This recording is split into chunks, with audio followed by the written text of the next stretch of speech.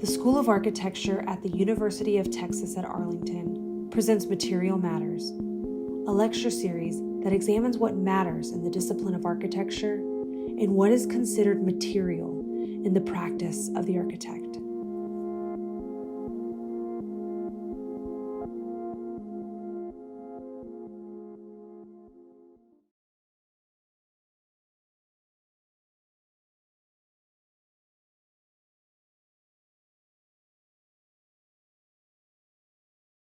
I'd like to begin sharing a little bit about some of the conversations that we're having in the office these days in response to the pandemic, but some even prior to the pandemic.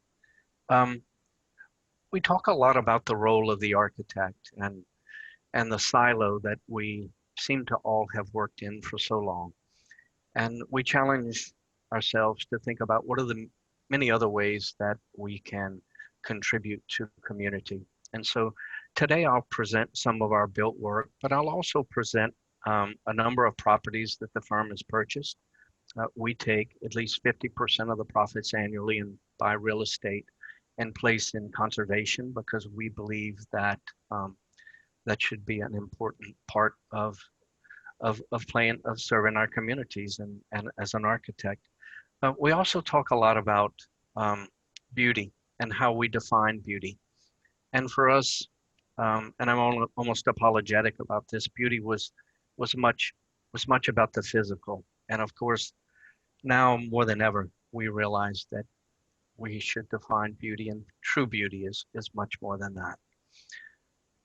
We also talk about rootedness and expanding the influence. What contributes or informs our work, and so that's why I've referenced soil, because so much of what we talk about is born out of the soil. You mentioned our ethos. Yes, community is important. Our environment's important.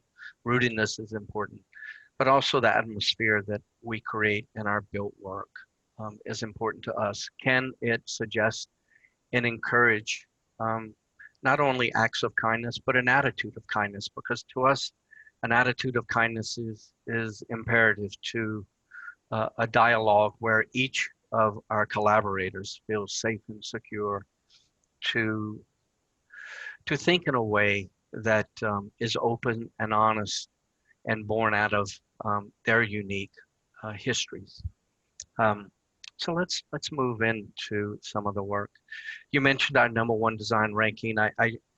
The marketing and public relations and business development team strong-armed me to put this in every time. When I shared it with my parents, my mother was elated and said, "We knew you would amount to something." And my father said, "That's not really that important. Let's move on." And so I'm born out of a family that celebrates the polarity of both perspectives. So Brad, you mentioned the Louisiana State Museum. It was a state selection, an interesting project where we were. It was the first project we were commissioned, our first museum project we were commissioned to design in Natchitoches, Louisiana, the oldest settlement in the Louisiana Purchase territory, a community that was founded in the mid-1700s, a project where we were contracted to use BIM, and so it was our first BIM project. And I have to say that this project almost financially broke the firm. We were negative over $1 million at a certain point during the process because our curiosity had led us to pursue complex geometries, but we had moved far past our capabilities at the time. We spoke to Zaha's office and another number of other offices that were challenging their firms and their staff with complex geometries. And each said, in fact, Zaha personally told me, she said, "Whatever you do, do not use a thickened surface, use a thin veneer, a plaster, a metal, thin metal, or a something that's has less depth to it." Of course, that challenged me because I was at that time intrigued with cast in place concrete and cast stone. And so we proceeded to develop this project out of copper on the exterior, but also cast stone panels that were nominally 5 inches thick. And it added a tremendous degree of complexity. As I mentioned, we try to root each project in the unique context. And in this part of Louisiana, Boussillage um, was the early works here, and it's the second image from the bottom, from the left. And Boussillage is clay, horsehair, and moss, and it's almost this adobe material, but it's installed in loaves in between what we refer to as pote de terre, the post in the ground. And it's this beautiful material that is obviously extracted from the earth, that soil condition, and created these lovely buildings. And so for us, we were exploring that kind of materiality and how it could shape and respond to the unique context in this area. It's about a community where the river there has experienced the depositing scouring of the rivers. The image to the far left is the Fisk maps. If you're not familiar with them, they're a beautiful series of maps that represent the ancient meanders of the Mississippi River. And just, as I said, really beautiful in revealing how much the river has impacted not only our country, but Louisiana, and how much the river shifted over just an expansive amount of land over time and deposited a tremendous amount of topsoil at times in this area in the 10 to 12 foot range. And so obviously it affected the agrarian life here. So we studied the deposit and scouring of the river, and we thought a lot about this unique community and this kind of circulation loop and how we can introduce this unique structure to the historic context and maybe even bring that circulation loop into and through the building at times. All the time exploring the small number of people in the community and how this may impact them. We had many community meetings. I think it would be disingenuous to suggest it was an easy path selling them on this building until one day the mayor in the community stood up, or the ex-mayor, who owned a very important historic building, and reminded the community of the earliest buildings in the community and how they were contemporary at their time and how they represented the aspirational aspects of our society, and that their community should be that thoughtful as it relates to the future and that aspirational. As Brad mentioned, the project is cast stone, and there were almost 1,300 cast stone panels. Some of these panels weighed up to 6 and 7 tons. There were 27 different connection details. The placement of these was through a 3D placement station, a total station, and they would actually place a wand on each of the 4 corners, and that's how they located it in 3D space. The tolerance for each panel was a 3/8 inch mortar joint in between each panel. We worked with an extensive team of engineers nationally. Arboretum was one of them.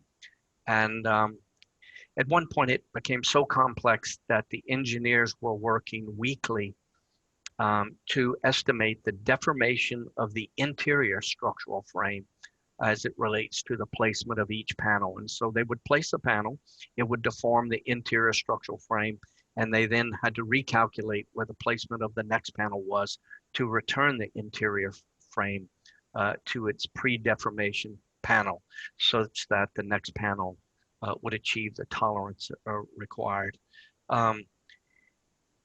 As it relates to the bidding process, we worked with a cast stone supplier out of Atlanta for 9 months, and we identified 3 types of panels and assigned them a complexity factor, and we received cost per each type of complexity factor panel, and we used that to estimate cost. That was a wet cast stone process. They committed to bidding the process within that range. On bid day, that company bid at twice the cost they had communicated to us for 9 months. The project came in $6 million over budget. I received a call from the client group, and he said, you're going to have to redraw it per your contract. I asked for 48 hours to rethink, to think about our options. We, at that time, located another company, the company that Brad referenced in Dallas, the Dallas-Fort Worth area, that specialized in dry cast stone. We reissued the specs with one line changed, allowing dry cast and wet cast suppliers to bid the project. We rebid it and put it back out for bid in 2 weeks. And 30 days later, we received the bids, and it was $100 and something thousand under the $12.5 million budget. So I think what I'm communicating to the architects, to me on the phone, on the call or lecture today, is that it is imperative that you're equally creative in the business side of architecture and in the side of finding very creative ways of bidding projects, because we position the contractors and subcontractors. Well, they're in a place where low bid wins, right? And so when they have an opportunity to make money, understandably, they're going to attempt to make money. But we secured that contract and we proceeded with the project. This is the inner atrium. Embedded in this is the sprinkler system. We thought at one point we had the coverage of the sprinkler system, only to run tests and find that we didn't have full coverage and rejection from the fire marshal's office. So we reshaped this whole room in response to the sprinkler systems. Many long nights, complex project, a project of 27,000 square feet, a history museum, and a sports hall of fame. The relationship of the program was, one program was to reside on the first level and the other sports program on the second level. But the question here was, what is the relationship in Louisiana between sports and history? And of course, you guys being in the South, you know that there's real spirituality and history embedded in sports of not only Louisiana, but the SEC. And so, very unique client in that we had a user agency, the state museum system, and then the state architectural facility planning and control. In Louisiana, when you submit your drawings to facility planning and control, you usually receive a set of drawings that are marked up extensively. Interestingly enough, we submitted these drawings to facility planning and control. There was not one red line. There was a stamp on the front that said approved. And we quickly realized that we elevated the dialogue unintentionally to a place that was above their review process. I'm not suggesting that that's a strategy to use, but it's an interesting strategy when you're working for a state client and they typically are very critical of the work. So we proceeded to move through construction. We thought this was our attempt as we continued to design what we thought were beautiful boxes to explore what the Japanese refer to as stillness. And stillness for us is achieving a project, something that is not only aesthetically quiet, acoustically quiet, but resides in Japanese culture in the chawans and tebos in a very specific place that I find stunningly beautiful. The Raku family started this in the late 1500s in Japan, a gentleman by the name of Chojiro. And it's kind of expression that has guided our work. It's guided me. It's kind of the bar, something that we work daily to achieve. Some of the rooms, the ceilings are acoustical fabric to deal with the acoustical issues. Obviously, these are images pre-exhibition placement. And then the front porch, which is important to the historic structures in that region and their relationship to the river. The copper is hand pleated, an extensive amount of copper. But for us, this was a way of elevating the exterior skin and creating a vertical section that was unique every linear inch, hopeful that it itself would serve as almost a painting as it oxidizes over time and responds to over 60 inches of annual precipitation. And it has started that process of patination and beautifully responding to the unique elements. Here you see the individual panels that make up the entire skin. Um, our way of using the historic plantation shutter to inform the exterior skin.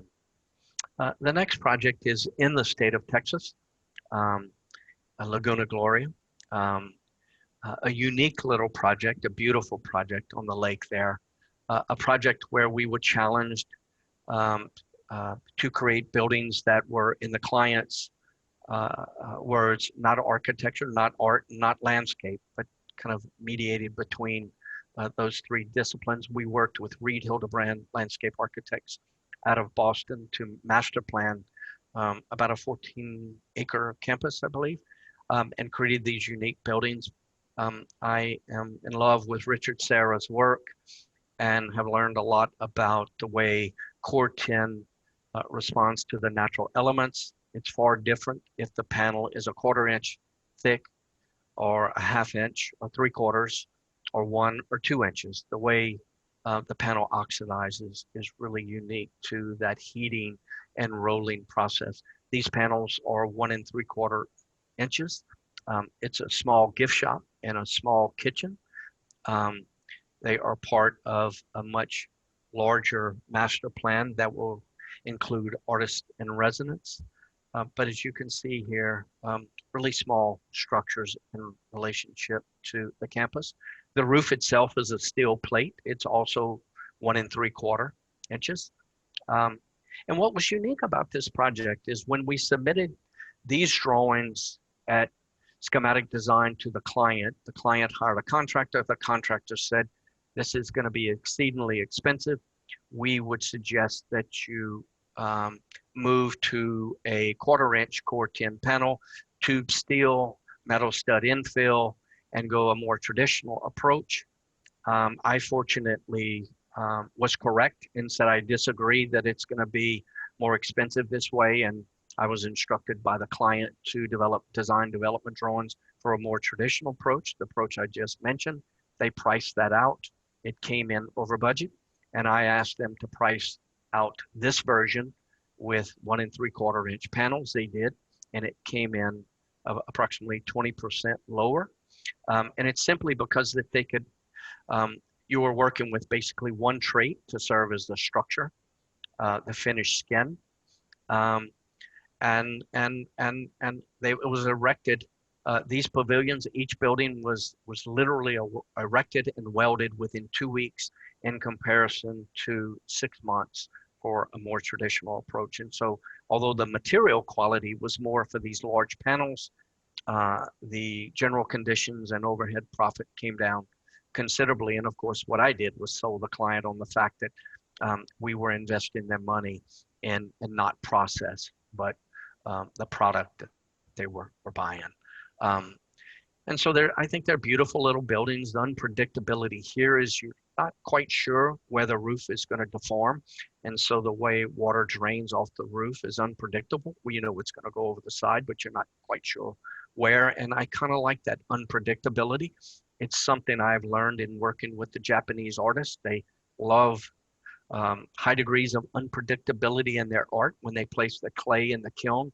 The unpredictability of when you retrieve the chawin from the kiln. Is it going to be something of world-class quality, or is it going to be something that is disposable? And so we have tried to work that into our process, a degree of controlling things, but a degree of releasing control and maybe muting our egos, hopeful that there are other factors that weigh in creating what we think of as beauty. And so here in this image, you begin to see how water is beginning to wash the side of the building and inform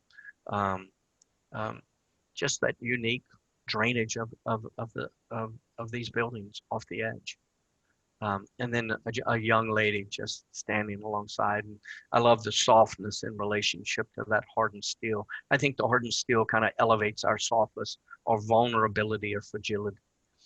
Magnolia Mound, an important site in Baton Rouge, Louisiana, a plantation site. Obviously, horrific atrocities took place. The mound was the high ground, obviously, and all the historic structures were built on the mound. And so we were asked by the Turner family to build a small 4,000 square foot visitor center. And so a way of responding reverentially was to locate the roof of this structure at the apex of the mound. And so from the historic structures, all you see is the green roof, and then this building is illuminated at nights. So you see that sketch on the upper left-hand image, that datum. But also important were the historic structures on the site that are aligned perpendicular to the grade of the mountain. So we located this structure consistent with the placement of those original structures. Here you see this low rise of a building, very simple program, a gift shop, administration, multi-purpose, and exhibition space. It was about channel glass materiality and confronting the issues of slavery and skin color and race. And so with the acid etched channel glass, we thought we would kind of abstract the color of a person, and abstract nature. And so when you were external to the building, we were hopefully influencing the way you saw a person within the building and thought twice about judgment and how we see each other. We worked very closely with Don Leppincott. You may not be familiar with that name, but Don Leppincott built the stainless steel, the aluminum skin boxes for Donald Judd and Marfa. And so we worked with Don to design and build what we think are just a series of very beautiful aluminum boxes on casters that bring some organization to the gift shop.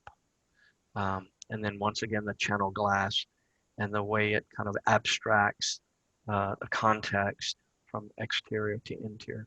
The next project is a very large project that we conceptualized late in 2019. We were one of 3 firms chosen internationally to design a 707,000 square foot building in Seaport in Boston.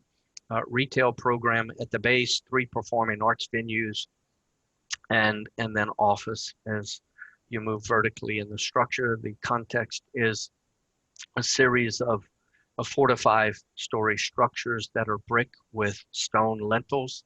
And so we were intrigued by the stone lintels and the base of stone and how you could fragment stone and how we could bring stone as a material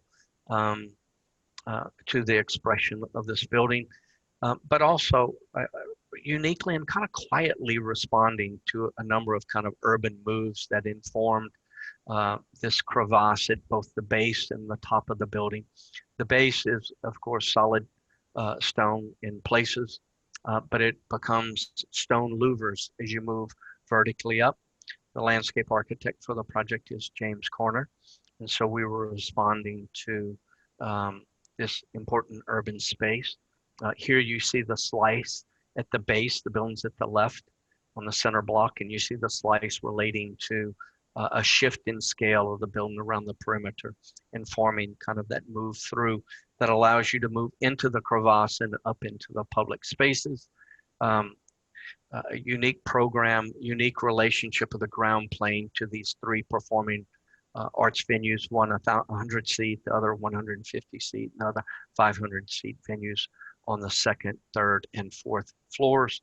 A few elevations responding to the panelization of the historic context, but simple shaping, but a search for how sculptors cleave and respond to the unique properties of this stone that is unique to that region.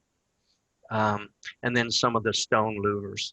And the glazing system behind it is stepped so that you can also walk on these stepped terraced areas that are embedded behind the sloping stone louvers, a way of allowing them to clean and maintain the glass, internal to the stone, external to the glass, but in a very efficient way. The next project is Aurora Event Center. We received a call from Pleasant Rowland, and for those of you who are familiar with American Girl, American Doll, she started that company. She ended up selling it to Mattel for $1 billion, and so made a lot of money.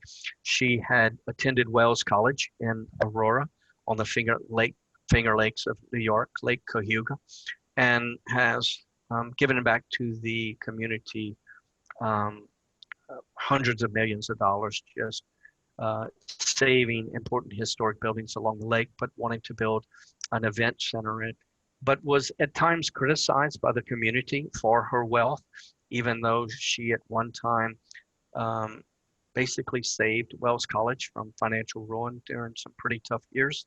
And so felt an obligation to contribute to community, but at the same time, her words, did not want to lord over the community with this rather large building that is for community events, weddings, and corporate offices. And so for us, it was about embedding this building in this unique and beautiful meadow that overlooks Lake Cayuga, um, but diminishing its presence from one perspective, responding to the unique ecology of this place, this beautiful meadow.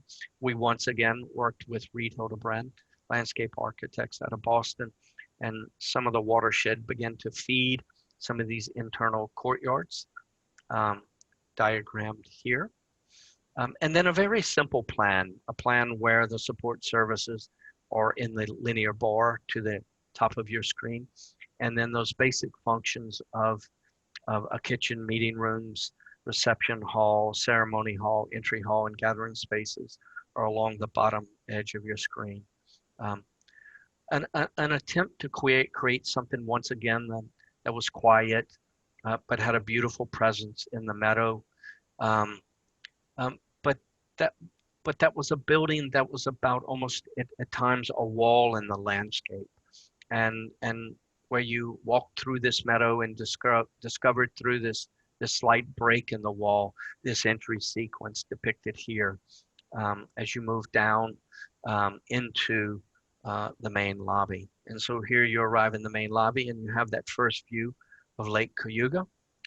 Very clean and edited spaces. We play this game of integrating lights and light switches and diffusers, and enjoy that kind of game of embedded those things in ways that there's almost a pureness and a quietness to the space. And so Pleasant responded well to that. And then the small chapel, which is for multi-faiths as you look towards Lake Cayuga, a cast in place concrete ceiling with indirect light, and then a view from the lake itself where the expression is an 18-foot tall building. And so on the meadow side is this 6 to 7 foot high wall, and on Lake Cayuga side is the kind of glass expression in relationship to the linear bar that serves it, and then a nighttime image. Holy Rosary was one of our earliest projects, and it's a project that, quite frankly, we thought would elevate once it was built, and it received many awards. It was recognized in London by the Emerging Architects, for the Emerging Architects Award. We were one of 3 that year. It was published in almost 50 countries, and I think it reveals one of the biggest mistakes I've made in my career. I thought, you work hard, you aspire to do beautiful work, you assemble a team of really talented people, you treat them respectfully, you give it everything, right? You give up a lot. And the truth of the matter is, we didn't receive one call with all the recognition that this project received, and it's because it's more than one project, as most of you know, but it's also about telling your story, and one project receiving national and international recognition just isn't enough. I received a call from Robert Ivy. Robert Ivy was the editor of Architecture Record at the time. We drove up and he started laughing, and I looked at him and I said, "Why are you laughing?" And he said, I can't imagine what it took to get this building built in this small rural town in South Louisiana. Truth be told, the priest and the nun that were behind this in time retired. Another priest took over and was not one supportive of contemporary architecture. And although Robert Ivy wrote that this was a minor masterwork, this building and project has been, in large part, demolished and edited with gable roofs and not the same um, building or project that it was at times. It was terribly painful for me to go through that process, to experience the international community of architects recognizing it receiving literally every award it could almost, and to find a community not celebrating it as we thought they would. Um, it's about a chapel, an oratory, and in it serving as that sacred space um, in a precinct of secular buildings. It's about mystery and Catholicism. It's about the inner oratory building where the number 5 is, rotated, um, um, uh, aligned with the secular world, but embedded in this rotated cube. It's a 30-foot cube with a 20-foot cube suspended within it. The cube actually breaks the ground plane, kind of breaking from that secular world. We worked with John Lewis to create this beautiful cast-in-place glass door. John Lewis was the artist for the Oklahoma City bombing glass chairs. And then the pyramidal skylights here reveal externally that internal rotation. We use boards that were retrieved from an early church on the site to board form the oratory, and then just 4x10 HDO boards for the secular buildings. Embedded in this cast-in-place concrete canopy are 3.5-inch diameter steel rebars that are stacked on the back side. The structural engineer calculated how their placement would result in a 3/4 of an inch drop on the tip, such that the roof of this canopy would drain onto the roof of the lower buildings. So another project where we really pushed things relative to where we were at the time. The budget for this project was $250 a square foot. When we originally bid the chapel, it came in at almost $1 million. Our budget was $350,000. The formwork internal to the chapel was all handcrafted wood. We talked to some guys at Disney, and they explained that we could use robotics and a 3D milling process to mill out styrofoam and laminate it with plastic laminate. And we rebid the project and brought it within budget, just moving from hand milled wood to suspending these giant forms of styrofoam for the internal voiding of each of these apertures. The apertures are informed by the Paschal Mystery, the life and death of Christ. They also serve as a supply and return air. A space that we were really proud of, and we're just, quite frankly, devastated by it. But I think that's a part of our profession. We can really commit and work really hard, but our work is not always celebrated. But it teaches you a lot, and you recover from those kind of painful experiences. And you move on and you celebrate the memory of the space. One of the pyramidal skylights, looking upward, you can actually lie down in one of those apertures. But the smallest thing, instead of buying your typical lavatory, we cast it into a precast concrete shelf. And instead of expressing the strainer, we just a reveal. And so bringing a sacredness to even the daily act of cleansing one's hands. And I resonate with and really appreciate, I read a piece once where Miss Kimball challenged, Louis Kahn on the tie hose on the Kimball. And he said, well, Miss Kimball, every great piece of architecture reveals the process of making. And so we used a very stiff mix here, and you can see the pore sequence here and kind of that kind of topographical move of each of the different pores in relationship to the linear boards. And we find those kinds of relationships really meaningful and powerful. CocaCola stage at Alliance. We were one of 29 firms invited to submit our credentials internationally for a performing arts venue in Atlanta. The first building on the site was Richard Myers High Museum. Then Renzo Piano was commissioned to do what he refers to as the village, a project with high aspirations, but a low budget. We had $18 million for this specific room, a room that was to include a seating capacity of 650 people. We sat down with this wonderful client, Susan Booth, day one, and said, tell us about the history of the Alliance Theater and any stories that you can share with us that carry tremendous weight and meaning. She shared the story of a prominent African American that had visited with her years before and spoke of her experience of theater growing up in the South and how she, as a young Black girl, was relegated to the balcony. And we said, that's it. This is about equality, and how can we bring dignity to each member that is part of this community and part of performance here. And so we began to think about, how do we shape a room where that dividing line between orchestral level and balcony is diminished? How do we elevate just the experience of process of making, and so that we're celebrating craft? How do we respond to our commitment to ecology? And how do we bring our commitment to enjoying the way materials age in patina to this project? So in one of the client meetings, we talked about wood, and the client looked at us with pleasure, but said, I can't imagine how you will begin to shape this room out of wood. I referenced Matthias Plesnik, a brilliant sculptor in Brooklyn, and asked for their permission to allow me to meet with Matthias and speak to him about this project.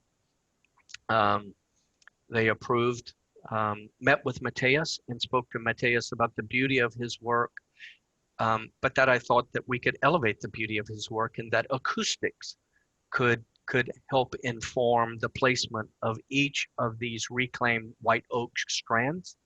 He steams each strand and then places it by hand through the use of these clips that is revealed here in this image. He was moved by acoustics informing the placement of each strand. And so in this mock-up, you can see that at times the strands converge and they create a highly reflective surface. The shape of this piece is informed by directing sound to each and every seat within the venue where the strands diverge. They are about creating absorption. And so for us, we were elevating how we define beauty. It was about ecology, it was about physical expression, but it was about performance and about creating something where hopefully the softness, the human being would engage these soft shapes as they entered and exited the venue. Over time, creating these moves where the wood began to reveal that kind of level of human engagement. And so here are the both plans of each of the two levels and the way it is shaped sectionally, the way it's shaped, and even the ceiling itself is these reclaimed wood pieces. Interestingly enough, we interviewed what we thought at the time and still believe is the top millwork subcontractors in the country, built a relationship with C.W. Keller up in the Northeast, and worked collectively to use a process of 3D laser projection. And so each of the strands is placed in 3D space by using our 3D model. Trahan Architects, some of the really young and brilliant architects, literally placed every strand in the 3D model in response to acoustics and aesthetics and code. You can see here in the images how each strand was placed with the 3D model in space. And so it was very cost effective, and I think resulted in a very beautiful space. We are now elevating this process of making to external expression and evaluating how we can use this for both structure externally, but also performance venues that are external in parks around the country. And so a few more images of that venue when it's being used. And I'm hopeful that we responded to the issues that of injustice and inequality that were just embedded in this typology, and that has obviously affected many lives that we need to think about it, especially now more than ever. Magazine Street residents, full disclosure is I've never built anything for myself. This is a parcel of land I've purchased in downtown New Orleans. The only thing that's standing is this historic facade. The site is 24 feet wide by 200 feet long, and it is from street to straight. The first phase of this was to remove the structural frame that's in the image to the bottom far left and structurally stabilize it. And so what we did was we actually drilled vertically through the vertical piers, and we drilled horizontally, and we placed 3/4 inch diameter stainless steel rods into the party wall. The property line is embedded in the middle of the property, the party wall.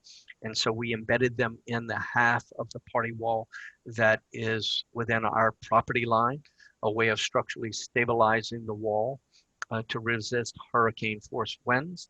The second image from the bottom left is after we had stabilized the wall with these rods, but it also included drilling 1/4 inch helical stainless steel rods into the mortar joints at a 32 inch on center grid horizontally and an 8-course grid vertically in an attempt to create portals. And so we drilled these rods into the brick party walls and this front wall. Then we pumped water internal to the brick wall, which flushed out the loose mortar from a 200-year-old historic wall. And then we pumped what is referred to as CIF, which is a liquid mortar. We did this in lifts over the course of 7 months, restabilizing the structural integrity of these historic walls that had lost their structural integrity. And so here's a few of the images of the holes at the bottom. For the image to the far bottom right is where we injected a material in to serve as damp proofing to prevent what we refer to as that rising damp in Louisiana. As the river rises, our brick foundations absorb the moisture, and that begins to disintegrate the brick and the structural integrity of the wall. So this was a quite lengthy process. The next phase is we are working with consultants to Richard Serra and have been negotiating with Dillinger out of Germany to buy 12 sheets of steel. Each are 2 inches thick, 17 feet wide, 61 feet tall.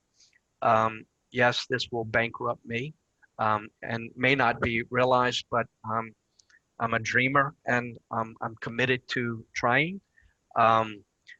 You can't imagine the complexity of this steel wall. We've hired RWDI out of Toronto to do wind testing. We've hired Ove Arup to do the final engineering of the steel panels in place. We've had to hire Bureau Happold to work with Budco out of New York. Bureau Happold is doing the lifting drawings, because what's going to take place is we're proposing to shut down Magazine Street, lift the steel panels above the street. And by the way, the wall weighs only a few thousand pounds short of 1 million pounds.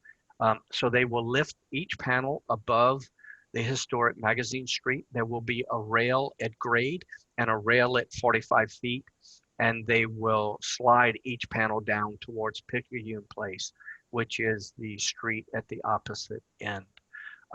It's about a very quiet residence, a residence where we are working with some of New York's top lighting designers to place all of the lights of the residence on the roof of the residence. So when you hit the light switch, it projects artificial light onto the steel panels. The steel panels age in patina beautifully. I say this with tremendous humility. It's my attempt at a Rothko panel painting, but a painting that is one that ages and patinas beautifully. The glass wall that separates the residence from the steel panels is located 4 feet from the steel panels. We're working with CDAC out of Germany. Each of the glass wall panels is 2 inches thick, 8'6" wide and 47 feet tall. That in itself was quite an effort to engineer. This gives you a sense of scale of a human standing next to the steel panels. Um, it has taken us 4 years to get to this point. We have evaluated 7 different piling systems, from steel pilings to auger system to wood pilings, and decided that the liability was just enormous to drive piles. And so we've settled on helical piles, and we will drive 90 piles 80 feet deep to achieve stability. The price went up uh, significantly because of the site dimensions and the capacity of someone to drive a pile, or the number of piles you can drive within a day. An image of the steel, the historic brick wall, and the cast in place concrete. Oh, and I forgot to mention, because of a number of issues, it will be what we believe is one of the first, if not many, not many anyway, radiant heat and cooled structures. We went through 3 mechanical engineering firms on a national level till we found one that said we can do it. We know how to do it in a hot, humid climate. And so embedded in the cast in place concrete are these thousands of feet of tubes in the walls and ceilings and floors for radiant heating and cooling. I obviously have bitten off far more than I can chew. I'm hopeful that we achieve at least getting the steel wall in place and can contribute the site as a small pocket park in New Orleans. And maybe one day, if some rich family member that I am unaware of leaves me an exceedingly large sum of money, I'll build a house. If not, maybe I'll buy an Airstream and place it on the site and look out the Airstream at the beautiful steel wall. But I think the point is, you have to dream big, and you have to think long term. And y'all, we've learned so much from this project, and has it been a pain, but it's been a blessing in many ways. The next project, I'm gonna shift scale and move to Washington, D.C. We were brought in by a landscape architect. And by the way, you young architects, when you think about all your consultants, remember that your consultants are some of your best potential clients. And so we have learned that landscape architects, in fact, landscape architects are starting to bring us the majority of our work. We build relationships with them. We show them a tremendous amount of respect. We elevate everyone on the team, every one of our consultants, to the highest level, and commit to them that we believe in true, honest, and authentic collaborations. And so Reed Hildebrand was hired 5 years ago to master plan the National Arboretum. And a year ago, they were asked to recommend an architect. Typically you go through an extensive process to be selected for a project of this significance at the National Arboretum. I had a 1-hour meeting with Richard, the director of the Arboretum, presented our body of work, and he said, "You're hired." I've never gone through such a short, abbreviated project for such an important project. The First Lady has been involved, although not extensively. We presented it to Beth Meyer with UVA and the past chairman of the Commission of Fine Arts. It was an interesting day. We were the 5th project to present. Each project prior to us was aggressively criticized. We presented for 20 minutes, and within 2 minutes, they unanimously approved it. And Beth Meyer quoted, "I have never had a project, never have we seen a project presented to the National Commission of Fine Arts that embodies the respect of architect and landscape architect in that relationship." And so once again, for us, it is about, and I know I've repeated this many times, but it's true to me and the firm, stillness. How do we create something that just embodies a place of reflection and quietness? And I relate to a recent comment by a liturgical consultant that we're working with on a chapel at Loyola.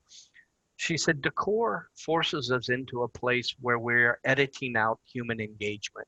And life is about human engagement with another human engagement with the natural environment, and human engagement with ourselves, reflection. And so that began to speak to me, or speaks to me, about what I've sought to achieve, and I think the firm is committed to in our work. And so I think here we've privileged the bonsai tree. There's the North American Bonsai Pavilion here, the Chinese Bonsai Pavilion, the Japanese Bonsai Pavilion, an administration building and workshop, and then the Scholar Rocks Pavilion. And so it's a series of this wood trellis structure, these beautiful cast in place concrete walls, a processional aspect that is uniquely embedded in the unique culture of each. For China, it's the central courtyard. But these pavilions embedded in a grove that beautifully softens and reminds us of the natural world, with these view quarters or these apertures that connect to the much broader landscape of the National Arboretum. Um, and so it's just been a really enjoyable collaboration with Reed Hildebrand and a fantastic client group, the main courtyard, that kind of organizing principle of returning to the central courtyard as a place of reflection, and thinking about the pavilion that you just left and the one that you are contemplating, that sequence and that kind of procession through, and understanding of what's unique of about those bonsai trees to that unique culture. Occasionally I'm asked what project I am most proud of, and I referenced this project. I was privileged to meet Doug Tompkins about 15 years ago. Doug started North Face and then Esprit, and his wife, Chris, was the CEO of Patagonia. And so almost every year I'd fly down to Chile, and Doug Tompkins and I would jump in his two-seat Husky plane, and we would fly the Andes Mountains, and he would buzz blue wells, and we would fly literally meters above these beautiful glaciers, and just a magical place. And Doug and Chris had committed to buying over 2 million acres in various ecologies in Patagonia, Chile, and Patagonia, Argentina. And the result is 11 national parks that are, I think, probably in the 20 million acre range. He tragically died December 8th, 2015, which was devastating to me, because he taught me so much about ecology and the importance of committing with a high degree of conviction to our planet, paying our rent to the planet. At one point, I asked him to sell me an important piece of land, and he offered to sell me this piece of land, which is the only 600 acres in the national park, Corcovado National Park. You can see the green runway. He gave me a number and said, but you must donate it back to the national park at the end of your life. And I said, Doug, I would like to purchase a piece of real estate and keep it within my family in perpetuity. And I'll place it in conservation for protection. And he said, that's fine, but it's going to be twice as much as I quoted you. I said, well, will I receive tax benefits from placing it in a conservation easement? He said, no. I hired these really brilliant Louisiana attorneys that specialize in Napoleonic law, which is law in Louisiana. It's why we have parishes and not counties. And that is basically the law in Chile. And they figured out how to place a property in Chile in conservation. And I received 45% of my purchase price in federal tax credits. And so we're sharing that with others, hopeful that not others are looking to beat the federal system out of taxes, but hopeful that people will use it to place ecologically rich and unique properties in conservation. The project that we built there is a 300-foot long pier that is used from reclaimed coilway from fallen trees on the site and off the site. It's 8 feet wide, 300 feet long. It's all blind dowel pegged. The timbers on top are 6 inches thick, 2 feet wide, 12 feet long. And it's just gray and beautifully. And so as you walk on this pier, that's more than a connection device, it's a room within this bold landscape. You see the twigs of the coilway trees and the way they gray. And it just reminds you of how we can extract the material from place. And it feels so appropriate and so harmonious with place. Here's a bench, which is a 2-foot square piece of timber. that is just beautifully cracking and aging by 12 feet long, and it gives you that 18-inch seat. And so a view of the landscape there, um, where we located at the crevasse of where these two mountains, Yantilles and the other, meet. But it's just a magical place. Every March, the Arcas come into to this bay. We are working with David Vandelier in New York to create an arts program, not an artist in residence, but a program where we challenge artists on an international scale to create art that is performative.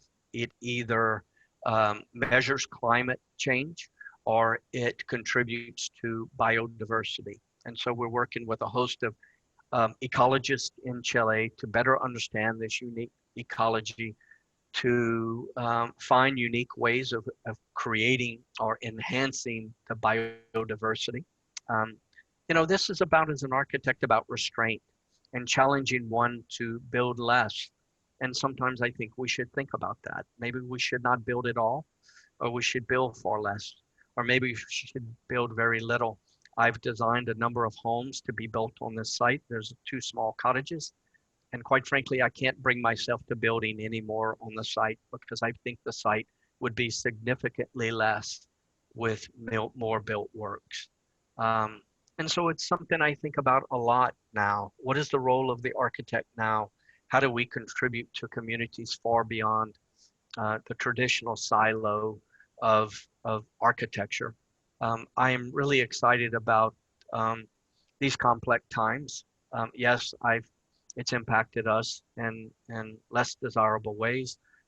But I've moved to a position of thinking about all of the opportunities that are embedded in these times. And a lot of this has come out of our art collection that we as a firm are building, and some of the art, quite frankly, that we are creating within the office. And so for us, it's about beauty. How do we define beauty?